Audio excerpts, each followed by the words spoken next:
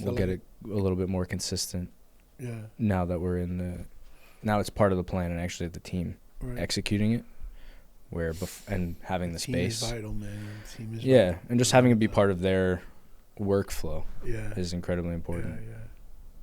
So is there a flow you usually go with, or?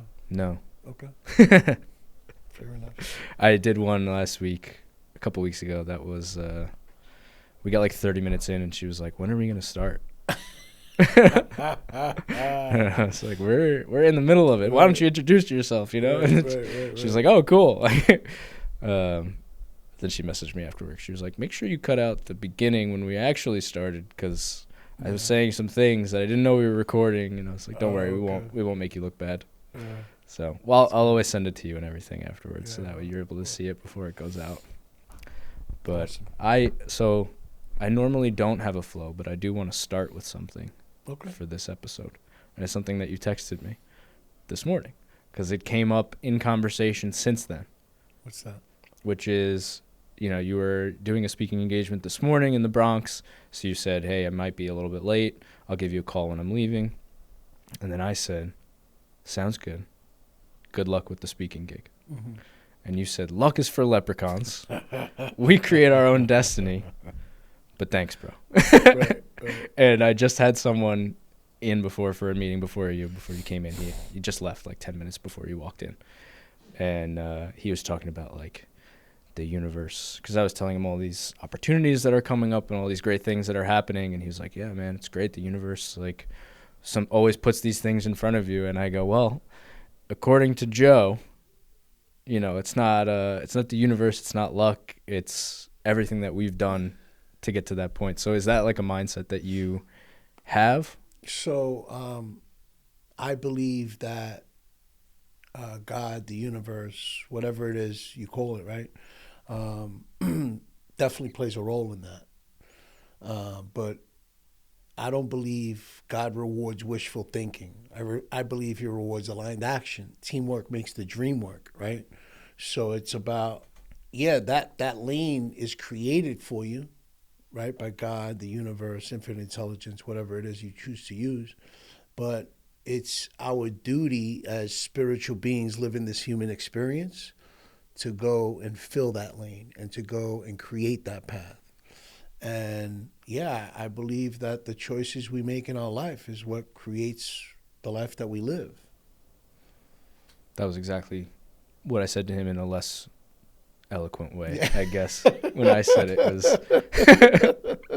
it was, I don't know if I'm a believer in the universe or the term manifesting, right? People use manifesting, and it's like, oh, these things are just going to come to me because I'm sitting on my couch and I'm thinking about them. It's like, no, you can manifest things to happen for you, but you have to take the action. Yes. Right? You have to do the thing.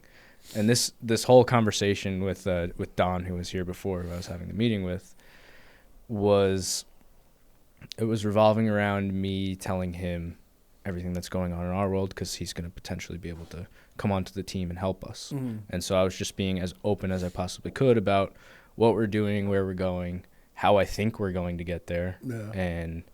And I was also bringing up to him the fact that I'm starting to see the rewards of being in business for 4 years and the relationships that we've built, like the compounding effect of those relationships and those things that have come from those relationships. And so that was where the universe or God, or whatever you use in that sense, came into the conversation. Was, oh, well, I've done the work to this point to allow those opportunities to come into my life, and now I'm ready to take advantage of them or absolutely join that opportunity. And I think it's important for the audience to pick up on the fact that you mentioned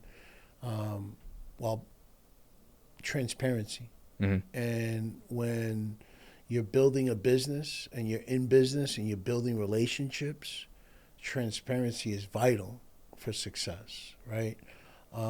And transparency and being clear on also what you want to manifest in your life and what you want to, the goals you have, right, is important.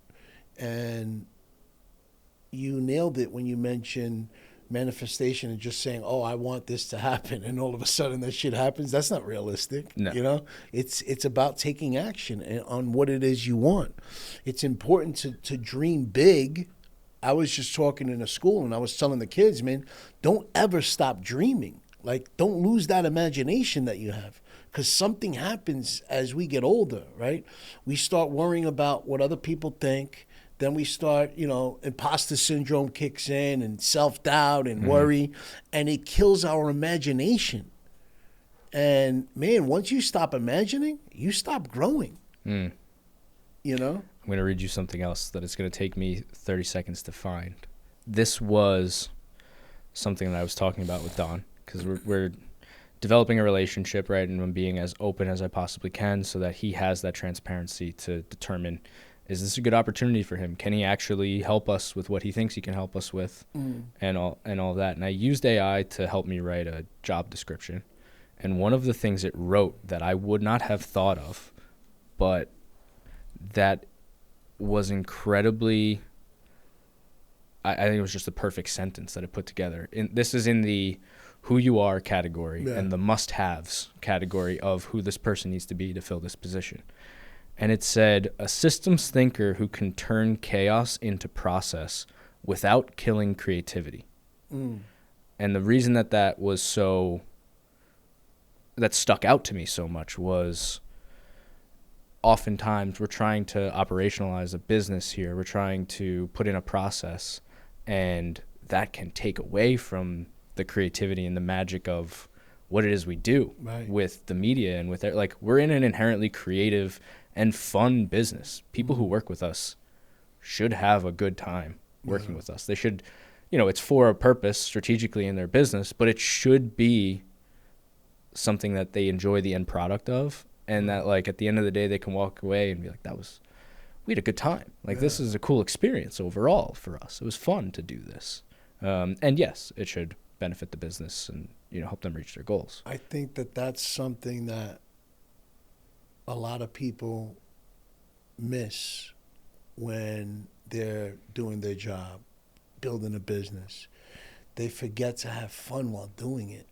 And, man, that's not a way to live life. Yeah. That's where overwhelm comes in. That's where you get, there's no fulfillment. Man, if there's no fulfillment in what you're doing, don't fucking do it. Mm-hmm. You know what I mean? Like, why would you do something that you don't get that fulfillment? You don't get to have fun doing what it is you do. That's a choice. You have a choice whether or not you want to do that. That's why it makes me laugh when I run into someone in whatever it is they're doing, right? And you see like they're miserable doing what they're doing. I'm like, why are you doing it then? Yeah. Like, you have a choice. And a lot of people don't feel like they have a choice, though. Or they, especially in the entrepreneur world, right? People who are starting their own businesses who maybe aren't where they want to be, but who are building towards something. And maybe they're more like solopreneur, right? That's a one-person business, or they have like a couple of team members where they build themselves a lane and they build themselves a job, and then they tell themselves that this is what they want to be doing. But in reality, they're just stuck in something that they built, and they feel like, oh, I can't move outside of this because I've built this rut and I did it for myself. So they get fulfillment from that a little bit, but they're not fully able to run a business and do the things that they want to do. Because they're choosing not to scale, right? When it all comes down to the choice, though, right? You have a choice. I mean, you could stay where you are, or you could grow. Right. Right. So if you get to a point, because everybody's got to start somewhere, right? So we start off as solopreneurs. We start off as hiring one VA or hiring one person. And in no way am I saying that it's a bad thing. Yeah. Right. Some people want to build a business that is just them. Right. Oh yeah. Right. They just want to be self-employed. They want to make whatever amount of money, and they want it to be a lifestyle thing. And that is their choice, that's right? Choice. Like, that's a Absolutely. good. There's nothing bad about that Right. at all. Right. If that's your choice. 100%. But the thing is, you have a choice to build it the way you want. Mm-hmm. Right. We have the ability to create the life that we want to choose to create. And I think that there's a lot of people who, I've coached a lot of people who come not realizing that, not understanding the power of the mind, not understanding how powerful it is your thoughts are, right? Because your thoughts become your feelings, those feelings become your emotions, those emotions become your reaction, that reaction becomes your result. So we create that. We create, what it is we want to do with our life. What's that chain again? So your thoughts become your feelings. Those feelings becomes emotions, right? Emotions become your reaction, and that reaction becomes your result. I like that. Thoughts, feelings, emotion, reaction, result. Yeah. That's cool. I've never heard it put in that way before. Yeah, Is that something you developed over time? Or no, it's something I've learned over the years in personal development. Mm-hmm. I mean, the Think or Grow Rich, Napoleon Hill started that, Thinketh Like a Man is another one. So there's so many books out there that speak about that and speak about the power of the mind. Mm-hmm. Right? The Science of Getting Rich is another one. I mean, he speaks about how powerful our thoughts are. And I think that a lot of people don't put that together and realize, man, that's why it's so important, the way that we speak to ourselves, mm-hmm. right? If you're sitting there telling yourself that you're never going to amount to nothing, that you're going to always struggle, and you have that lack mindset, guess what? You're going to be living in a lack world with lackluster results. For anyone who is watching this or listening to this right now, why should they be listening to you? Tell them this stuff. Because I sorry if that's putting you on the spot. No, not at all. I know why. Yeah. So because I'm not just talking the talk. I walk the walk. Mm-hmm. I'm a PWLE. I'm a person with lived experience. I went through the struggles of living in that world, of the way I spoke to myself and what it cost me. I mean, I went from Park Avenue to Park Bench. I lost everything. I even almost lost my life. I was emotionally, financially, and spiritually bankrupt. I had my dream job in the financial industry as a stockbroker. Early 2000s, I'm 25 years old, making 7 figures a year. I should feel like I'm on top of the world at this point. But 7 figures a year? Nah, that wasn't good enough. Because I live in a world with a belief system of never enough. I wanted more. I wanted 8 figures or 9 figures. I'm chasing that fast life. And at this point in my life, being spiritually bankrupt, money was the only higher power that I know. I'm willing to do whatever it takes to make more money. I'm putting in late nights at my office one evening. And this dude, we call him Johnny Connect. We called him that because he had the connections to get his hands on anything you can imagine. And keep in mind, we're in New York. So this dude swears he's part of the mafia. He sits down at my desk and he says, "Hey, Joe, you think you're a top producer now? Take this little round pill and forget about it. You're going to produce even more." Wall Street is also known as Drug Street. And everybody's doing some kind of drug. I'm already smoking weed, drinking, or having some kind of mind-altering substance in my body every single day for the past 15 years at this point. So I said, fuck it, why not? And that's when I got introduced to opiates. And that's when my battle with substance abuse took off to the next level. My life goes dark and becomes completely unmanageable.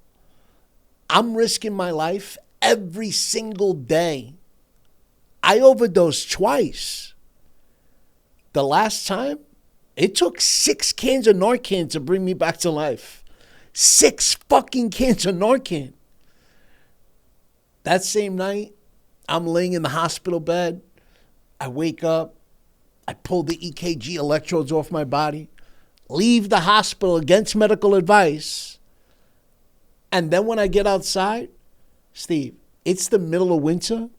I'm in a hospital gown. And I'm shivering, looking like a crackhead, like Pookie from New Jack City, because of all the opiates that were being taken out of my system. And the first thing that I do, I go call the dealer again to go get high. a week or two later, my sister invited me for an event. And the last thing I wanted to do was go to some motivational event to hear some rah-rah. But something inside of me pulled me to go. And at that event, I don't remember exactly what it was, but something cracked open. I looked at my sister, she looked at me, and we both started crying. She knew exactly what I was going to say. And then the words came out.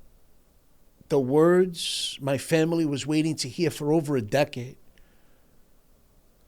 I said, I don't want to do this anymore, sis. I'm a shell of my true self. I'm tired of writing my obituary. I wanted to begin creating my legacy. And after that, I made the most important decision of my life to go get sober. You know, and my story is not unique. Many people struggle with vices. Mine was drugs and alcohol. Someone else might be gambling, sex, shopping, overeating, whatever that vice is. It interferes with us being our true self by having us isolate, not being fully present. It creates character defects. For some, life may become unmanageable.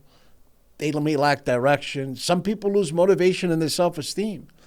But I promise you, you don't got to live like that. You know, there's a better way to live life. And I'm living proof. Because when you find and live in your purpose, that's when the real comeback begins.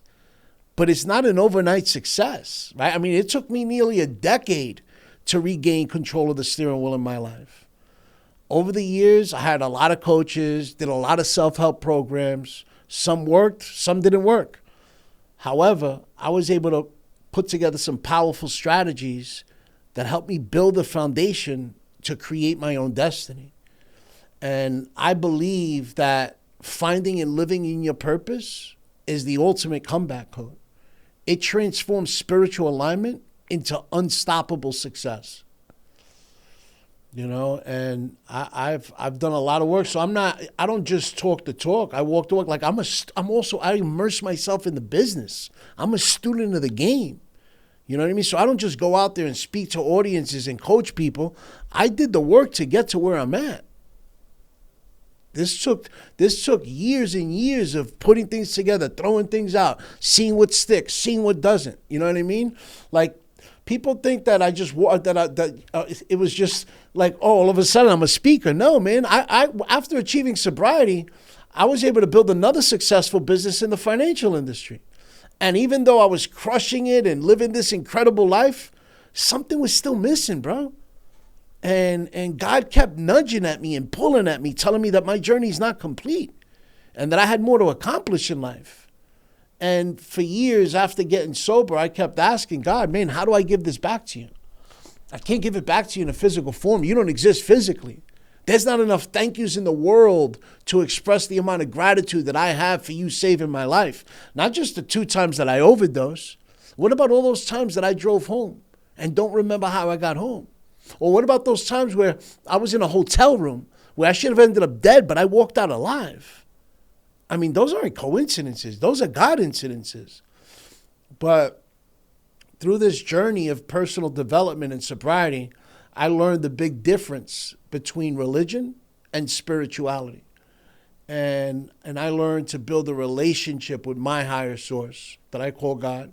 And I learned that believing something greater than myself to help me unlock my fullest potential is vital for my success. But I also learned that spirituality is about being able to sit with myself and connect with my thoughts and connect with God when he connects with me through different avenues of life. And as I kept asking that question of how do I give it back, that still voice got stronger and deeper. And God kept telling me, you know that story that you got inside you? The one I saved your life for? That story don't belong to you. I didn't give you that story for you to hold it inside. I gave it to you so you go out there and create impact with it. You hold that story inside, you're just being selfish. I didn't create you to be selfish. And that's when I said, enough's enough. I'm not going to argue with the man upstairs because I'm not going to win that battle. And that's when I decided to build this speaking and coaching platform. But let me be real with you, man. That decision, it didn't come easy, man. It meant stepping away from the comfort of big checks in boardrooms. It meant trading in my power suits for raw vulnerability. It meant putting my scars on the line for the world to judge. I didn't want to tell the world about the times that I overdosed and the time I didn't feel like getting out of bed. But that's what true surrender is, you know? And I learned a long time ago that, you know, faith and fear could be looked at very similar. Something you can't touch, you can't feel, but you know it exists. The big difference is, you know, fear locks you into survival mode. Faith will build legacies. And, you know, fear will build that prison around you. We've all faced fear, right? We've all dealt with fear. It builds a prison around you. Faith, you know, builds empires. So I chose to lean into my faith to overcome my fear. Because that's where real freedom lives, man. That's a pretty damn good reason to listen. I want to get to where you're going, but I want to jump back to where we came from, because I think what you just discussed covers, I don't know, how many years, you know, from the 25 to now? 20 plus years. 20 plus years. Yeah, So you covered 20 plus years in maybe 10 minutes. Yeah. And I want to get a little bit of that, a little bit of the inside of that. You just as wanted well. to show my age too, huh? You said 20 plus. I don't know what it is. 46 and proud, baby. Looking pretty good. Thank you. Thank God we don't look like what we went through, man. Yeah, right? Could be a lot worse. Yeah. So 25 years old, you're handed your first substance outside of what many people would call general substances. No. 25 is when I got introduced to opiates. But I mean, I was partying. I was doing blow since I was 17 years old. Mm-hmm.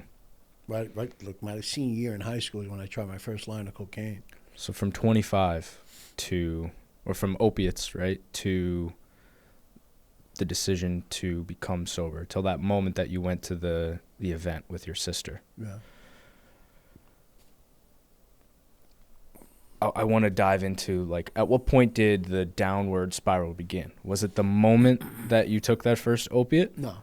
Because you were still going up in the financial world. Yeah, 100%. And where did you peak? So, and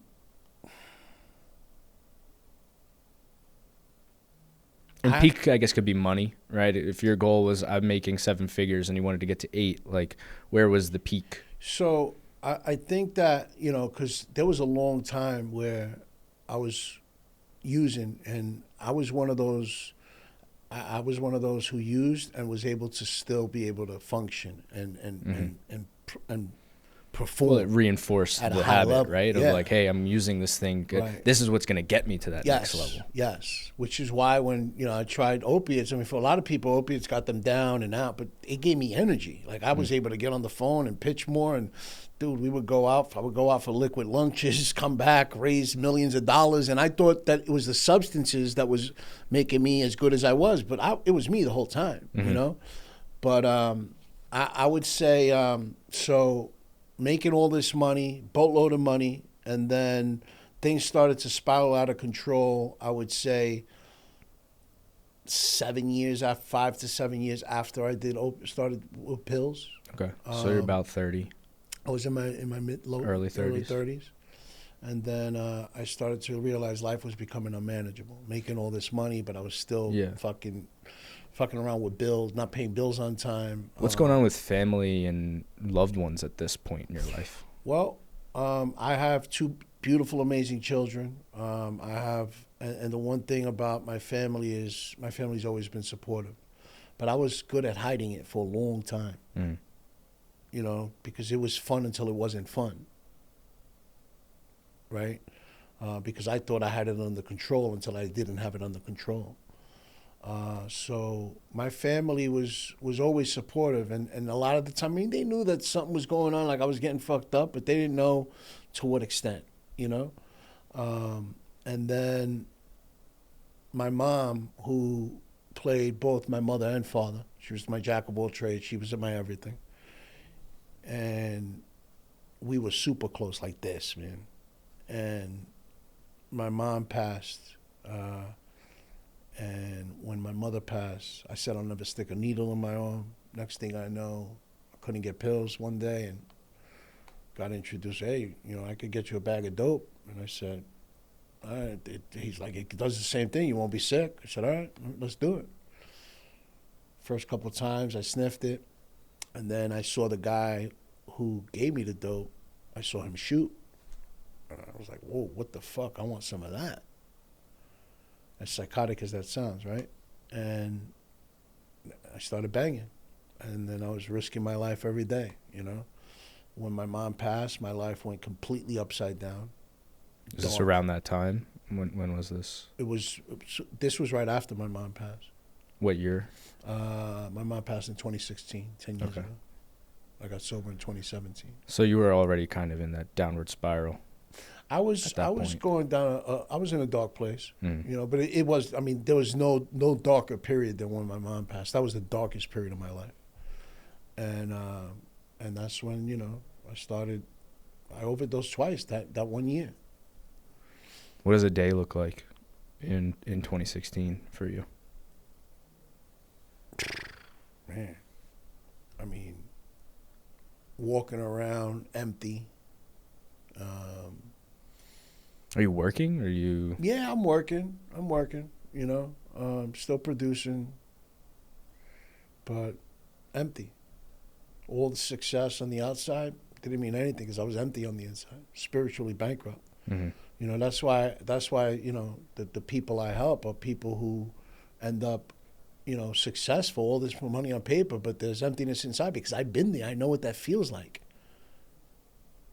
And I know people think like money buys this happiness, and money doesn't buy happiness. Listen, I've been on both sides. I've been broke and I've been fucking rich, and I'll take having money any day of the week over being fucking broke, right?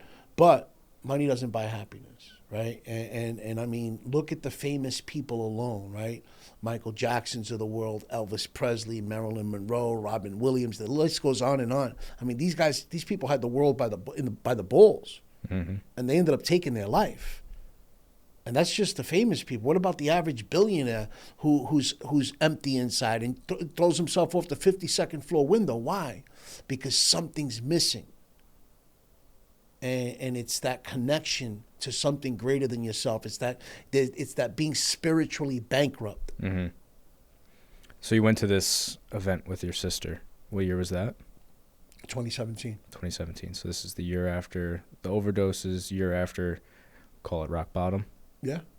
What was that event? I don't remember the exact event it was. It was a personal development event. And it just, something cracked open. I went to the bathroom, looked in the mirror. I mean, dude, I went there empty. I was still getting fucked up. Mm. And everybody around me's on this rah-rah lifting up, trying to elevate their life. And I'm like, these fucking clowns, But that was because subconsciously I was jealous. I wanted what they had. I wanted that freedom from the fucking handcuffs I had on. And I remember going into the bathroom and coming out. And then I remember going back. The event was over. Me and my sister were going home. And we were on the train because we took the train to Jersey. And on the train ride home is where I looked at my sister, and we both had that moment where it was just, that was it, But even after that, I still wasn't done, right? Yeah, so it wasn't a cold turkey no, absolutely situation? No, absolutely not. So here's how the mind plays tricks and what things that happen, right? So I went home, looked up a place to go to rehab, and I found a place upstate called Arms Acres. And when I found that place, I started doing, afterwards, they said they had a bed for me the next day, ready to go to rehab.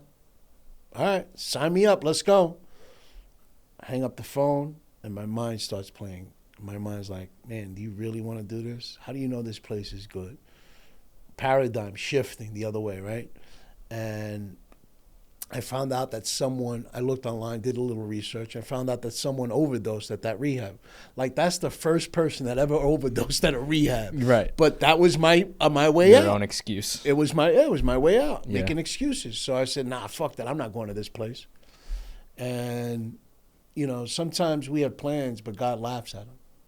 You know, my plan was to get high the rest of my life. And by the grace of God, I ended up finding a place called St. Christopher's, which is upstate New York. And they had a bed a couple days later. I said, all right, I'll take it. And I ended up going. And when we're on our way to rehab, my sister's driving me. And we're past the Starbucks. So I said to my sister, can I stop so I could use the bathroom? And she said, all right. So I stopped. I went inside the bathroom. But when I got into that bathroom, I had no intentions on doing the number one or number two. Mm-hmm. All I really wanted was to get high one last time before rehab. I'm in that bathroom stall with a needle in my hand, and I'm ready to shoot cocaine and heroin into my arm. I'm not thinking about the fact that I'm risking my life. I'm not thinking about the fact that, you know, my sister might be stuck outside because I die in that bathroom. I'm not thinking about the fact that my kids might never see their father again. Nah, all I'm thinking about is myself. You see, I got all these fears racing around inside my head. I got a fear of the withdrawals I'm going to go through because I didn't have opiates in my system anymore. I got a fear of going to a rehab for the first time and being open and vulnerable. I got a fear of life without drugs because that's the only life I knew for 15 years. And I became a shell of who I truly am. And all these fears caused was self-doubt, worry, imposter syndrome, lack of direction, self-validation. But through the journey of personal development and sobriety, I realized and learned that putting those drugs down, that was the easy part, bro. I had to learn to be able to look into the mirror and apologize to myself for the damage that I caused my family, all the self-destruction, the pain, the agony. I had to learn to be able to forgive myself because I had to be able to learn to really peel back the onion and take stock of who I was because I had to learn to change my mindset. I had to learn to change my identity. And I realized something that I want, you know, people in your audience to pick up on because it's so important. And I realized that I'm not a victim of my circumstances and conditions. They don't control my destiny. I do. Because I'm a spiritual being living this human experience, and I can do anything I put my mind to. Comes back to your choices. Yeah, it comes back to choices. This whole thing absolutely. When you take ownership of that. Yes, you have to take ownership of it. If you don't take ownership of it, then you're killing your power of choice. Mm-hmm. Was that the end? Was there a moment where you fell off the wagon or you relapsed later on? No, that was when I got to the rehab and I was able to change my life, man. And I was able to start really doing the work, you know. And man, I remember walking into the rehab, right, staring at the ceilings, feeling like the walls were closing in on me. Dude, I didn't want to ask for help. I didn't want to share my story, my failure, my shame. Because asking for help, it felt like another loss, another hit to my ego. But the truth, my ego was the very thing keeping me in that vicious cycle. So I took the first healthy risk of my life. And I raised my hand. I walked into those rooms where men called each other out on their bullshit and wouldn't let me hide behind a perfect story. I listened to the dude who had 30 days sober. But I also listened to the guy who was in and out of rehab 10 years in a row. And I listened to every single story in between. And I borrowed their hope until I could find my own. And that's when I realized that my network, it wasn't just support. It was survival, right? So fast forward, I get out of rehab. I start rebuilding my life, started chasing success again. I built my business back up. Started stacking wins. And guess what happens? The old voice of the ego, man. We all got an ego. Mine came back talking about, you got this, man. You don't need nobody. You done built multi-million-dollar business after multi-million-dollar business. You don't need nobody to tell you how to be successful. But I knew better this time, right? Than going back and just getting high and paying attention to what my ego is telling me, because the ego is what gets in the way and what could get me back to using. So I took another healthy risk, stepping into rooms with a bunch of people making 10 times more than I was, right? Rooms where I wasn't the alpha, rooms where I had to drop that ego and admit, I don't know everything. I'm here to learn. I didn't just show up for the business strategies. I showed up for the mindset, for the energy, for the stories. I started asking questions that made me sweat. I started having conversations that punch holes in my comfort zone. And that's when I realized my network is my net worth, not just in dollars, but in direction, discipline, and destiny. And I realized, and this is important for the audience to pick up on, that taking those healthy risks, asking for help, getting uncomfortable, stepping into the unknown, that's what builds real wealth. Wealth of mind, wealth of spirit, and wealth of impact. When you were in those rooms with those people making 10 times, 100 times what you're making, are you looking at them saying they have the life that I want? Or are you trying to just gather little bits of lessons from them? I'm looking at them saying they have the life that I'm going to have. And I'm trying to gain those bits and pieces. And if you're in a room where you're the wealthiest person, the smartest person, you're in the wrong fucking room. Mm-hmm. There's no growth. You grow from people, surrounding yourself with people who inspire you, My family had a saying growing up, a saying in Puerto Rico is, dime con quien te andas y te digo quién eres. It means, tell me who you walk with, and I'm going to tell you who you are. Your network is your network. Yeah, you want to be around people who inspire you. Yep. People, because if you surround yourself with people who inspire you, guess what? You're going to be inspired to do more with your life. Yeah, it's the show me your friends, I'll show you your future. Absolutely. Right? Jim Rohn said it the best. Your 5 friends, you're the average of your 5 friends. Yeah. The 5 people you spend the most time with. Spend the most time with. Might as well make those people better. Absolutely, man. So you're building businesses. You're back on, that path. Mm-hmm. Healthy. Doing things the right way. What kind of effect does that have on family again? Is it a whole new lease on life? Or are you still almost not paying attention to the family because you're building these businesses? No, man. I'm always curious about that. Yeah. Family is, other than spirituality, family is my highest core value. And I'm very intentional about being present for my family and spending time. On Sundays, I don't even have my cell phone with me. That's great. Cell phone's put away. No social media, no telephone calls, none of it, no texting, no distraction. When did that happen? Over the last couple of years. That's cool. Yeah, it's something that because I realized that even if I'm not getting fucked up, I could still be around my family and not be present. Mm-hmm. And damn, that's not cool, That's one of the worst things that I catch myself in the room with my daughter and I'm on my phone. Yeah. But when I catch myself in that moment, it's a good thing that I caught myself. But it's still, it's one of those things that I'm trying to work on. That's what got me to say, you know what, I gotta put this aside. Also, just practicing presence and connection with God for me. I go to a restaurant. I'm big on self-care. Mm-hmm. So I'll take myself to a restaurant. I'll take myself out for, a spa day, whatever it is. And I take myself out to eat maybe about twice a week. And it's just me, no phone, just sitting down and eating dinner by myself or eating lunch.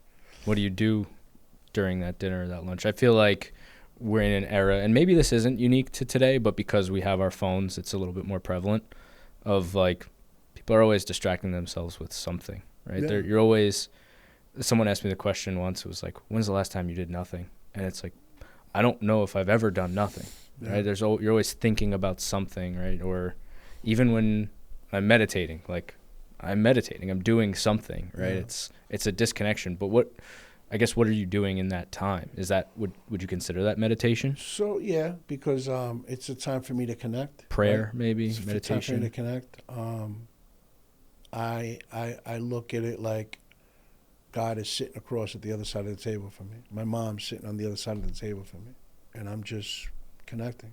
You know, um, I, dude. There's times in my car where I'm sitting there in silence and I'm connecting. And thank God for Bluetooth, because if not, people think I'm crazy talking to myself. I can't do that at dinner because I look like a crazy motherfucker. You know what I mean? But Do you bring a notebook yeah. at dinner? Like, what do you do? No, I just You just sit there? just sit there and connect. I mean, there's times where, and I'm very comfortable in my sobriety now, so I'm not saying that people that are in sobriety, in early sobriety or any sobriety should do this, but I'm very comfortable in who I am and strong in my sobriety that I could sit at the bar and not have a drink. Yeah, just get the food. And just food and I talk to the bartender. I get to mingle with people next to me. It's a good time to network. You know what I mean? But that time is me time. The world is shut down. Mm-hmm. You know what I mean? In that moment, that moment, and also my moment in the morning. My morning routine consists of that. The first half hour to hour that I'm up, mostly an hour. There's no phone. It's just prayer, meditation, connection, because I believe that I pour so much into this world. You know what I mean? Like, I pour so much into people around me, the people I love, the people that I'm being of service with. And I got to remember to pour into myself, right? Because if I don't, that's where the overwhelm comes in. That's when the craziness gets in. So I make sure I'm very intentional about that time in the morning and time where I take myself out to lunch or dinner and kind of just have that connection. Yeah, you talked about self-care. Yeah. I think oftentimes people wear the like overworked badge as a badge of honor. Yeah. Right? Like, burnout's not a badge of honor. I worked 80 hours this week. I worked 90 hours this week. I slept 4 hours last night, as if they're working harder than you, and they're looking at that as a good thing. But yeah. I think what research and what health is teaching us these days is, sure, maybe you're working more hours, but you're actually not being more efficient with that time. Yeah. Your IQ drops, I think, something like 15 points for every 2 hours less sleep, less than 8 hours you get. Yeah. And maybe that's even more drastic. Maybe I'm messing up the statistic, but you're stupider when you sleep less. You're stupider when you don't take care of yourself. So you're not doing the job that you were meant to do in that time. Absolutely. If you ask that same person that says they put in those 80 hours, well, out of that 80 hours, what'd you get done? How productive were you? Mm-hmm. You know? And people love the saying of, I'm busy. Yeah, you're busy, but are you productively busy, or are you just busy, mindlessly busy? My friend Tom, who's a business coach, says he calls it the busy badge. Yeah. Right? People wear the busy badge, and they like say, I'm busy, busy, busy. Oh, yeah, busy's good, right? And I catch myself saying that sometimes. Oh, you're busy? Yeah, I'm busy. Oh, good thing, good problem to have, right? Yeah. Absolutely. But when the goal maybe should be, how can I do more in the less time, or be productive with the time that I do have, and then be present for all of the things that I want to be present for. Being present is so important. So we covered a lot. We've got we're current now, right? We're in today's business that you're building, and talk to us a little bit about that, because I want to know where you're going, what we're doing next. Yeah. So I am an inspirational speaker and a resilience coach. So I work with high performers. We've had it all on paper, success, achievements, but somewhere along the line, they hit that plateau. So whether I'm speaking to a large audience, group coaching, one-on-one coaching, it's not about motivational rah-rah. I mean, that stuff's cool, but it comes and goes. I mean, right? I felt it. Yeah. So I'm talking about a soul check. Yeah. I reforge identity, purpose, and execution so they could come back and step into their calling.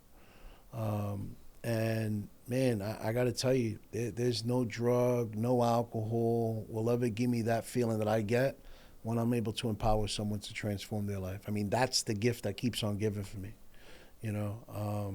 and I look at it where I'm blessed to be able to do what I do. You know, I just wrote a book, Reforge Your Life from Addiction to Assignment. It's on Amazon. You could also get it on my website at withjoerivera.com. If you get it on my website, I'll send you a signed copy. So, you know, I mean, what I do is so fulfilling. And realizing that it's bigger than me is what really helps me continue to move and continue to go forward with it. You know, people think like this success is like a straight line to success. It's such bullshit. Nobody has a straight line to success, right? There's going to be bumps in the road. Shit's going to get fucked up. We got to learn how to navigate through those bumps in the road, right? To be able to, that's where the growth is. That's where the magic happens, in those bumps in the road of the journey, right? And man, I was, when I first got into this business, I was like, what am I doing? I'm walking away from a 7 to 8 figure business, and now I got to come here, learn systems, learn funnels, learn social media. I got to put my life on social media, and it was like a whole whirlwind, you know. And that was your decision, though. It was my decision, my choice, and I stand by it, you know. And for the listeners and viewers out there that are tuning in right now, it's supposed to be uncomfortable. If it's comfortable what you're doing, then you're doing something wrong. You're not growing. And once you stop growing, man, it's like death, you know? So yeah, man, I love what I do. I wouldn't trade it for anything else. And a lot of people ask me, man, like, do I regret my past? And you want me to ask you? No, no. So my thing is, I don't. Yeah. You know, I actually say thank you to substance abuse for making me the man that I am today. Thank you to substance abuse for bringing me closer to God. Thank you to substance abuse for giving me this incredible platform to be able to give it back on. Because without substance abuse, without my struggles, I wouldn't be where I am today or who I am. I wouldn't be sitting down with you right now. We wouldn't have connected. Mm-hmm. You know, so at least we wouldn't have connected this way, right? So, you know, I don't have that regret.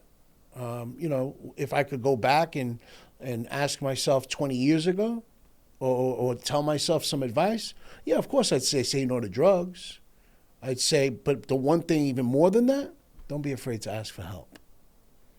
I think that's a common human theme, being afraid to ask for help. Yeah, and it's a big problem. I'm fall victim to it all the time. Or maybe Ego. Not victim, right? It's ego. It's Yeah. I'm the guy in charge of this business. I should be able to solve the problem. Yeah. When in reality, I don't have the skills and the ability to solve those problems, right? I 100. had a conversation with Don, who was in here earlier, who's hopefully going to help me solve some of those problems because he has the skills to do those things. Yeah. He's in the operations world. I'm just learning it.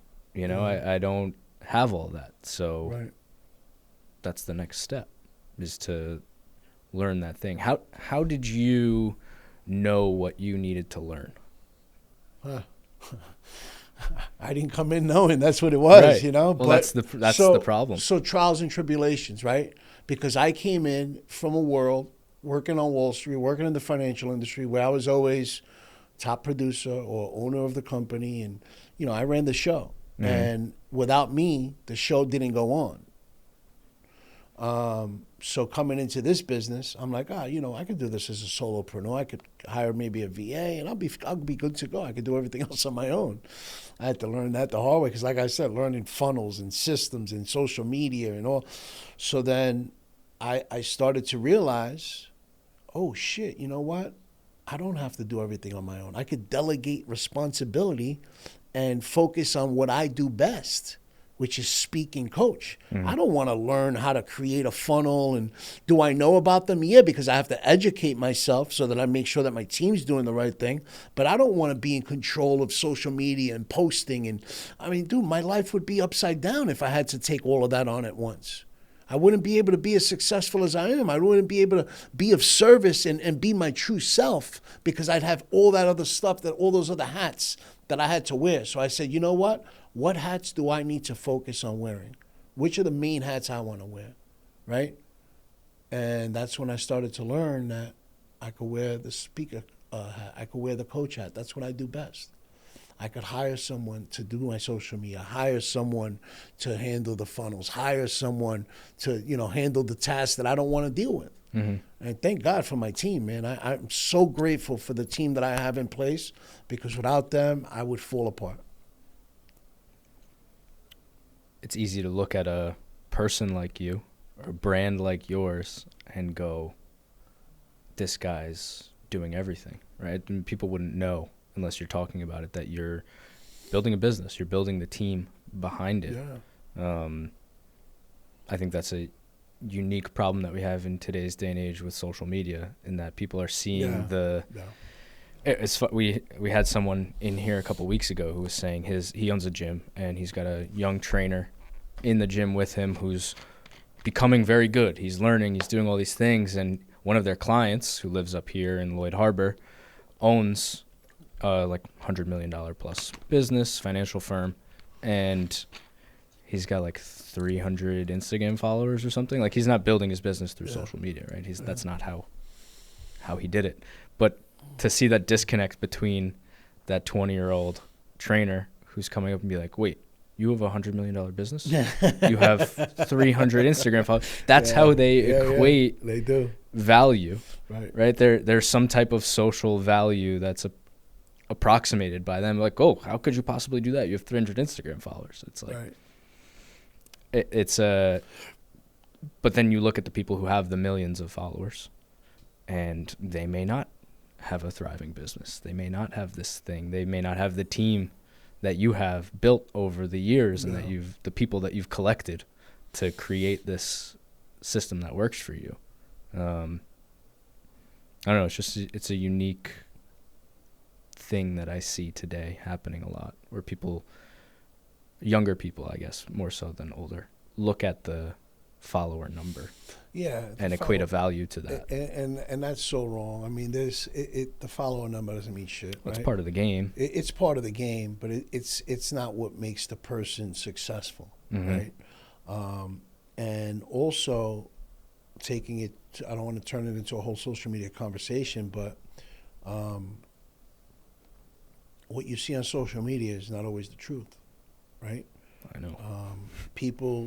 There's people who are out there who claim to be a coach or claim to be a speaker or claim to be a financial expert, and they don't have the experience. They don't have the life experience. They don't have the accolades to do so. You know what I mean?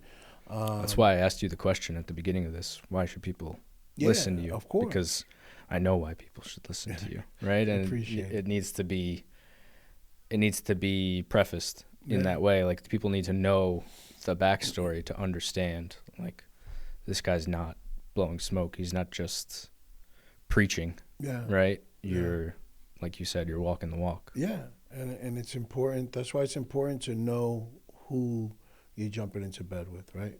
Who you're doing business with. And really, don't just look at their followers. Know their story. Know why are they doing what they do? Where did they come from to get to where they are, right? I mean, there's so many. I mean, you mentioned the financial guy too, so I'm thinking like, man, there's so many like financial people on Instagram that say they're like this guru, and then they probably lose you millions of dollars if you do business with them, right? And then here's the guy who has 300 followers. He's got a huge $100 million business.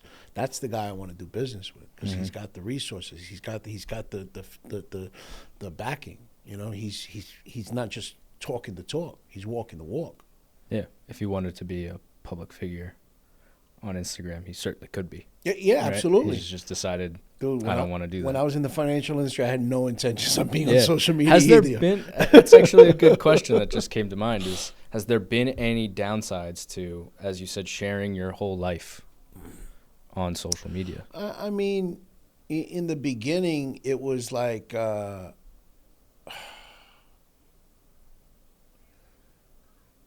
there was shame involved in the beginning, right? And fear of like what people are going to think. But now I've done so much work on myself over the years. Dude, I know I'm not for Joe Rivera is not for everyone, right? There's going to be somebody out there who doesn't like me, and I'm cool with that, because I'm all right, because there's another million people who will, you know. But I think that also like it could be heart wrenching in the beginning to be in the public's eye. You know what I mean? And having people like digging on me and finding, but I'm so vulnerable and open.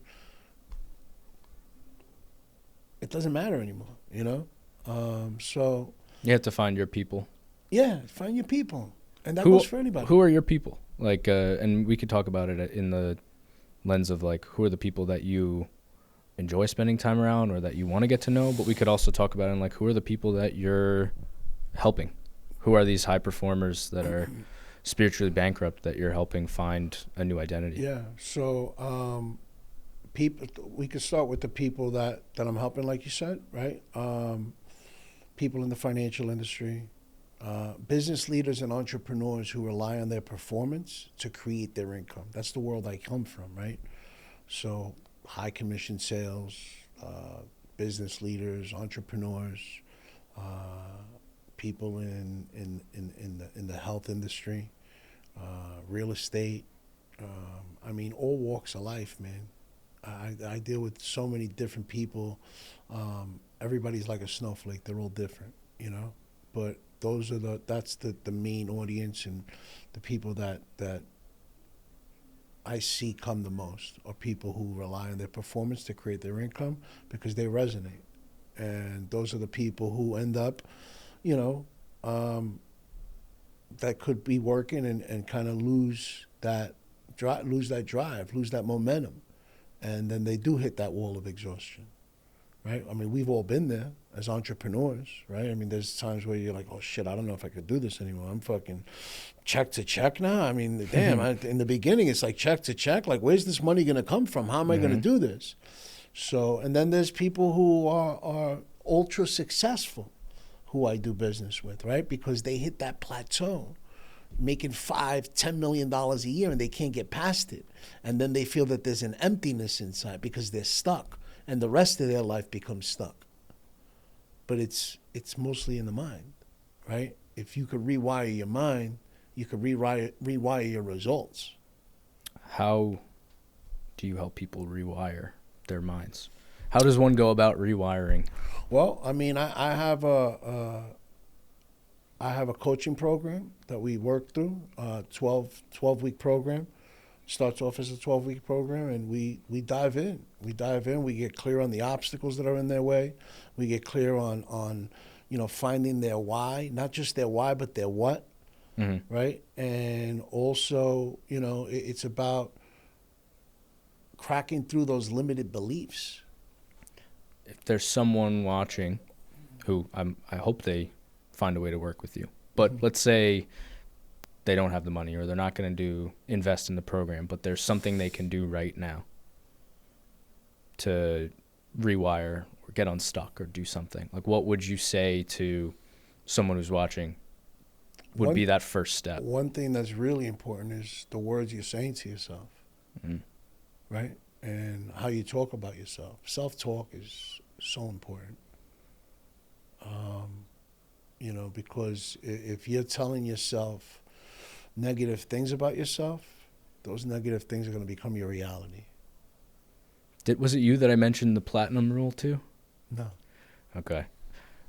This is from Jimmy Carr, the comedian, stand-up comedian. He said people always talk about the golden rule, right? Treat others how you want to be treated. But people completely ignore what he calls the platinum rule, which is treat yourself how you treat others.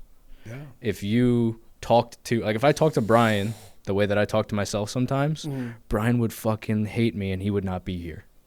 Right? Did you call him an asshole when we walked in? Well, he does that anyway. He does that anyway. But it's true. If you think about the way that you speak to yourself sometimes, if anyone spoke to you that way, that person would not be in your life. 100%. And it's about awareness, right? nobody's immune to it, Mm-hmm. right? There's no such thing as perfection. Perfection's an illusion, right? But as long as you could progress every day, that's a win. And something else I tell all my clients is, as high achievers, high performers, we tend to be our biggest critic. I know I am, right?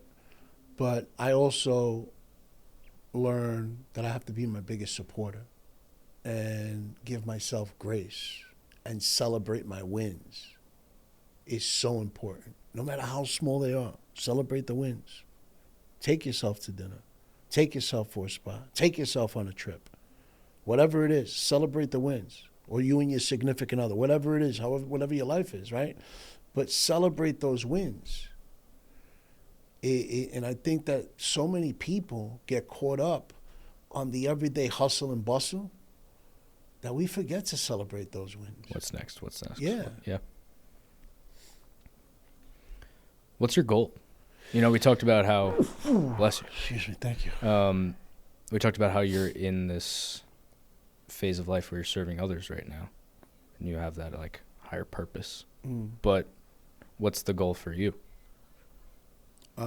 So my goal is to impact over 1 billion people, and help them reforge their life, because somebody out there is looking to reforge their life every day, whether it's in their health, their finances, relationship, business. One of those domains, you're looking to reforge your life. So that's one of my goals. And I was just talking about this at a school I spoke at.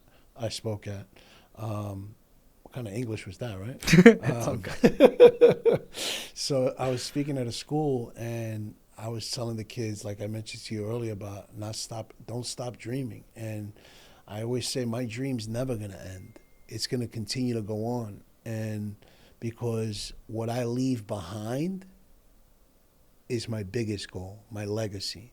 So you're building a legacy right now. Yes. That's where you're at. Yeah. And creating a legacy that won't be ignored. You know, I wake up every day and I ask God, man, how could I be in alignment with this, assignment that you placed on my life, and move like a man that's building an unshakable legacy? I ask myself that question every day. And when my time is up here on this earth, I believe in the afterlife. I believe that this isn't the end all be all, right? But my vision is I make it up, and God approaches me. He's like, man, I knew that I created you to be this phenomenon, but you went above and beyond to go and try to exceed my expectations. I mean, what you've accomplished is incredible, man. That to me is my biggest goal. Leave it all on the line. All on the line. If anyone watching, how can anyone watching help you to achieve that goal of impacting 1 billion lives? Just keep supporting. Keep supporting. Keep coming to the events. Keep showing up on the workshops that I give online. I give free workshops. I'm giving another one on, I don't know when this is being released, but I'm giving another one on Monday the 16th. And keep an eye out. It won't be out by then, unfortunately. That's cool, but I give them out often. Just follow on Instagram. You'll see it with Joe Rivera. Or on LinkedIn, same thing. But I think that the way that I get helped is by the impact that I create and seeing the impact that gets created. That's what helps me. Being able to see somebody coming up to me after the event and being like, man, you spoke to my story. You spoke to my heart. You spoke to my soul. You know what I mean? You helped change my life. I mean, there's nothing better than that, man. You know what I mean? And I think that so something that's dear to my heart that I just created, and I partnered with a company called Shatterproof. I created what's called the Reforge, the Break the Chain Fund, and it's for families and individuals who have struggled with addiction and breaking the cycle of addiction. I'm bringing it onto stage with me. I'm partnering up with them to do that. Just finalized that recently. All the funds go to Shatterproof. Nothing comes to me or my fund. So, man, being supportive in that is something that helps me, because that's something I hold dear to my heart. And, you know, I know what it's like to struggle with substance abuse. I know what it's like to have family that struggles with people with substance abuse. And I broke that chain. You know, my mom, my uncles, I mean, I had people lost to substance abuse along the line. And I changed that narrative. I continue to change that narrative. Every day I wake up, I'm defying the odds. So if I could do it, it's possible for others to do it, man. So that's something that is helpful to me, how people could help me. And it doesn't even help me, it helps the cause. Well, it furthers your mission Yeah. to help others. And I think that's a very selfless thing of you to do. Thank you. I could say, from this hour plus that we've been sitting down, I could say thank you to you for just making it, accessible to hear your story, for you being open and sharing a lot of the, maybe shitty, intimate details that are difficult to talk about, but you've had so much practice in sharing that yeah. It's become second nature to you. But for a lot of people listening, it's difficult. For me, sometimes it's difficult to actually really look at myself and say, how can I improve? Or what can I be doing better? Or what should I not be doing that I am? Yeah. And you've given me a lot to think about for myself. And I appreciate that, because I'm always trying to improve and get better.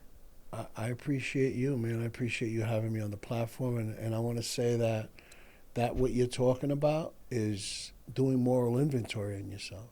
And I think that a lot of people struggle with that, right? So you're not alone. The audience isn't alone. And it's, it takes practice. It's a muscle. Right? It's a muscle. Repetition is the mother of skill, but I mastered getting high every day, right? So I got to master myself and being the best version of myself. And a way to do that is do that moral inventory. It's so important, man. It's difficult and it's important. If anyone wants to help further your mission, get in touch, work with you, go to an event, how can they get in touch, or how can they find that information? Absolutely. So you can find me on Instagram at with Joe Rivera, LinkedIn's with Joe Rivera. All my social handles are with Joe Rivera. I'm on all of them. You could also go to my website at withjoerivera.com. Awesome, man. I appreciate it. I got a lot out of this, and I'm excited to put it into practice. I appreciate you as well, man. Thank you again for sharing the platform with me. And I just want to say thank you for what you're doing, because you create a safe space here. And this isn't even something that you have to do. You're choosing to do it, right? It's something that you're doing on the side of your business.